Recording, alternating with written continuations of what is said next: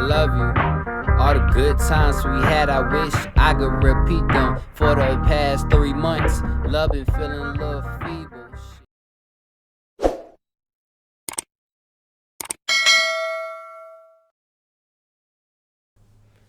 What's good, y'all? Welcome back to another video. Today we're gonna be looking at how Mike Dean became a synth god.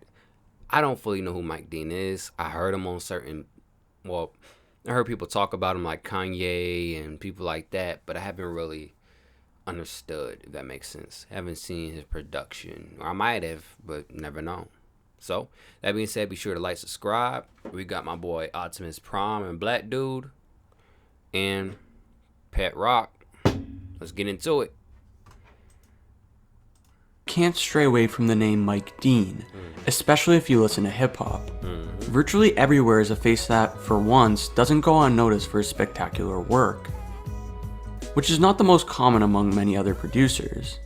So who is Mike Dean, and how did he help bring forward some of the biggest projects over the last 3 decades? Born in Texas in 1965, Mike Dean began with music at a very young age, around his school, which led him to becoming Selena's music director in his teens. He denied a Berklee scholarship to tour with Selena and cut various albums, only to have this come to an end upon a group disagreement. From this ending, he would find himself inspired by Rick Rubin in the late 80s, who was breaking records in the music industry with Beastie Boys' License to Ill and Run DMC's Raising Hell. Dean joined Def Squad, which would be the best decision that he could ever make.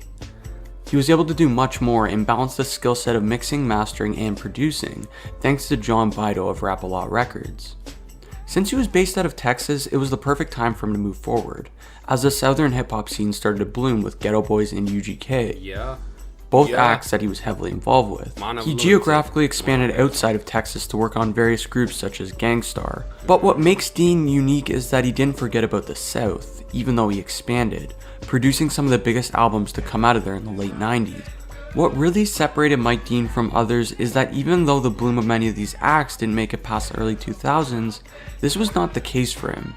He started producing for many West Coast icons, such as Corrupt and E40, but his next breakthrough connection would come sooner than he thought, by going to his hometown roots of the South and working on Scarface's The Fix, where he would stumble upon everyone's favorite and up-and-coming 25-year-old by the name of Kanye West, leading to 2004's heavy hitter, The College Dropout, followed by 2005's Late Registration and 2007's Graduation. Kanye and Mike Dean as a group was an unstoppable force, gaining various Grammy nominees and even winning one for A Good Life.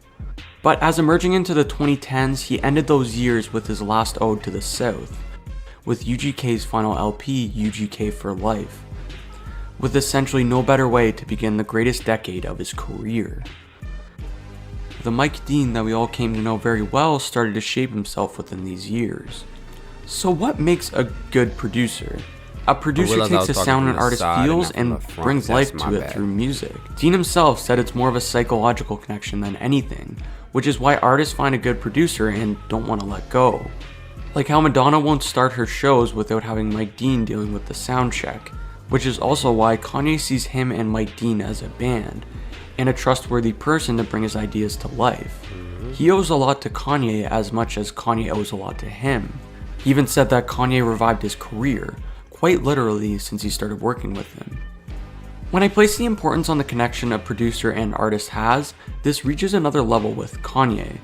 He said that Stronger off Graduation had 14 people mixing just one song, where each person did 20 mixes of the song, only to put out 3 different people's mixes together to make today's version of Stronger.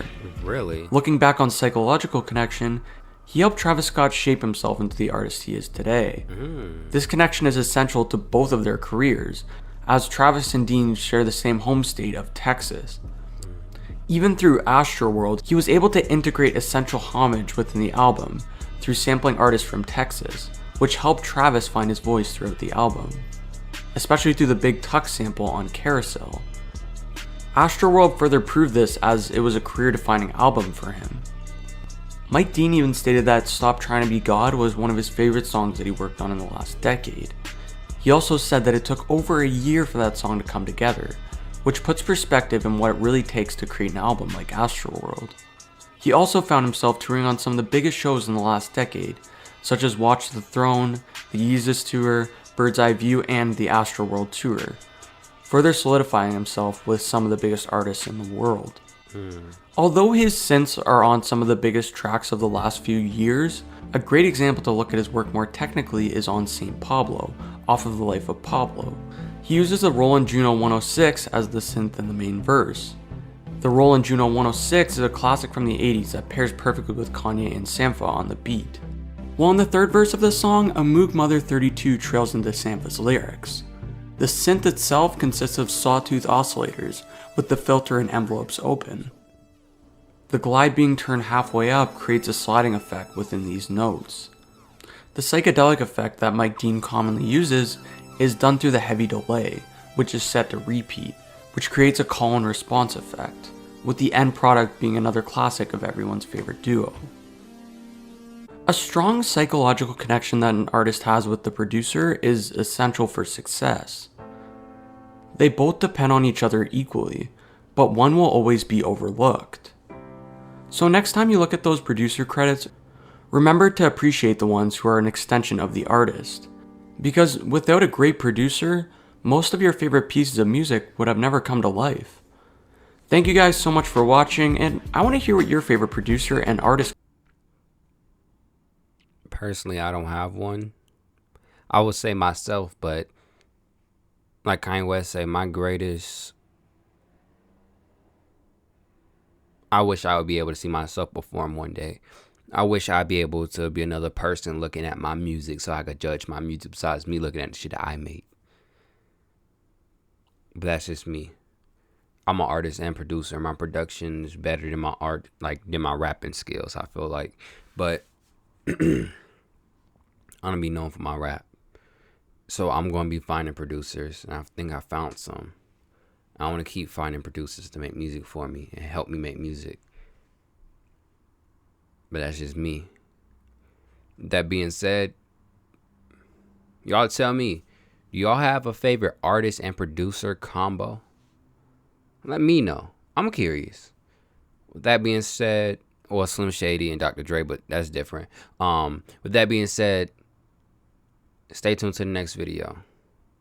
Mike Dean, thank you for all you've done when it comes to hip hop and multiple genres of music. Thank you. You did a great service for musicians all the way around, for artists all the way around. I salute you, bro. I salute you. That being said, be sure to like, subscribe, and stay tuned to the next video. Peace. Mario the poet.